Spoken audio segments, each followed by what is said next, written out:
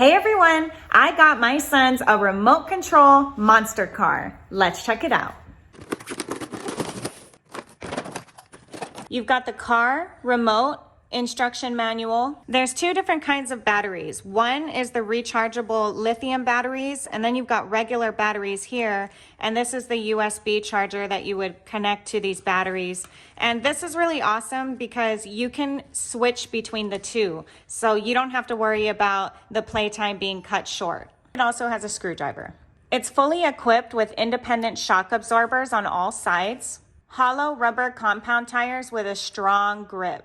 This right here protects the body from impact damage. This is a high-speed remote control car with two-wheel drive suitable for different terrains. Now let's see how my boys like it.